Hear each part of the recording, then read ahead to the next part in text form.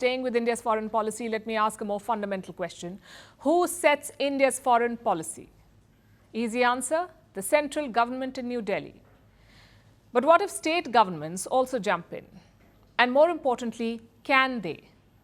There's a debate on this issue right now, thanks to West Bengal Chief Minister Mamata Banerjee. What did she do? Well, last week, there were protests in Bangladesh. More than 100 people were killed, many more were injured, and amid the violence, Mamata Banerjee issued an offer. She said if refugees came from Bangladesh, she would offer them shelter. I won't comment on Bangladesh. Whatever there is to say, the Indian government will say. But if helpless people knock on Bengal's doors, we will give them shelter. Just one problem, though. That's not her offer to make. So Bangladesh has pushed back. They've lodged a formal complaint with the Indian High Commission in Dhaka. We have received a diplomatic note, a communication from the Bangladeshi side protesting the comments made by Chief Minister of West Bengal. Again, I would like to underline that under the 7th Schedule, List 1, Union List, Item 10 of our Constitution, the conduct of foreign affairs and all matters which bring the Union into relation with any foreign country are the sole prerogative of the Union government. The law does check out. Foreign policy is the central government's domain. The states have no business there. Yes, they can give suggestions to the foreign ministry, but that's it. You cannot take matters into your own hands. And it's not just West Bengal, by the way. Kerala has done something similar. They have appointed a so-called foreign secretary, an official to handle Kerala's affairs abroad. Now, this is a slippery slope because foreign policy is not like your tax or liquor laws. You can't have different ones for different states.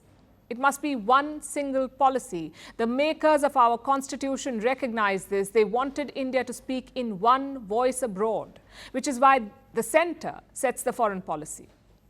Imagine if that wasn't the case. What if Jammu and Kashmir had its own foreign policy to negotiate with Pakistan? What if Tamil Nadu had its own policy to reach out to Tamils in Sri Lanka? What if Punjab had its own policy and faced pressures from Khalistanis? And what if Arunachal Pradesh had its own foreign policy? Would they negotiate with China for recognition? Do you see why this is chaotic? National interest would take a back seat and regional interest would triumph. The makers of India's constitution wanted to prevent that, so certain powers were left only to the center, like foreign policy and defense. If you dilute that, you set a dangerous precedent. Also, what happens if the policies contradict each other? West Bengal may want to welcome refugees, but Assam certainly doesn't. So will they raise armies to fight it out?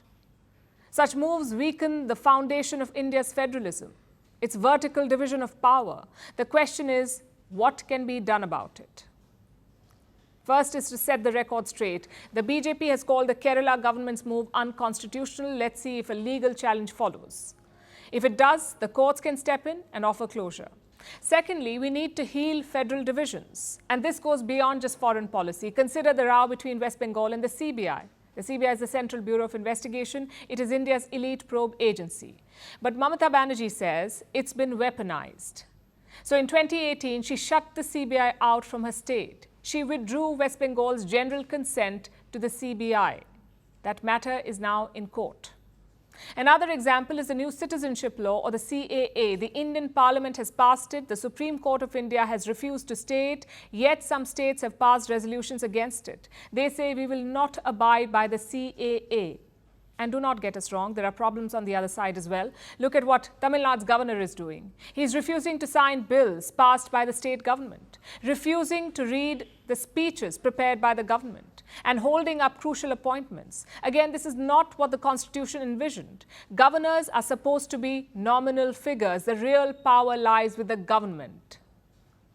And all of this points to one problem: strains in India's federal structure. Think of it as a machine with many gears. All of them must work together for India to progress. They must cooperate and complement. And most importantly, not step on each other's toes. We often say that federalism is India's strength, and it truly is. But our political parties better get their act together. If not, that strength may become a hurdle.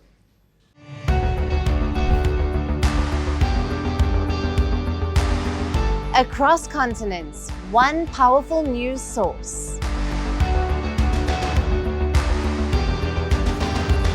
Bringing you diverse perspectives on the issues that matter.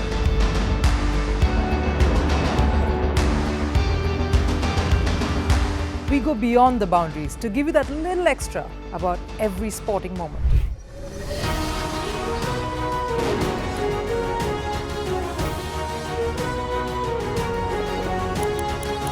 So thank you for making Firstpost 5 million strong. We're counting on your support, and you can trust us to bring you the news unfiltered and unvarnished.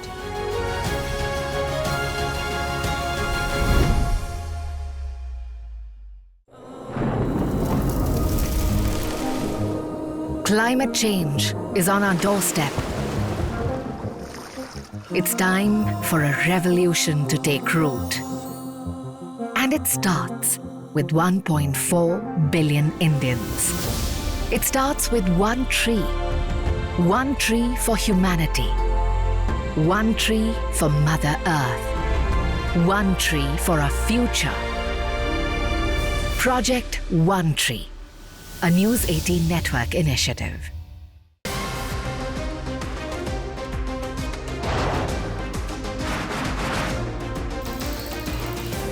On the show today, the T20 World Cup Vantage has moved across to the West Indies. What can you expect from this? Hello, I'm Alison Green, coming to you from Durban, South Africa. Today we have a special show. Start with a report on India's shifting nuclear posture. For the first time since India officially became a nuclear power. Hello and welcome to Firstpost America. I'm Aaron Ham, coming to you live from the nation's capital, Washington, D.C.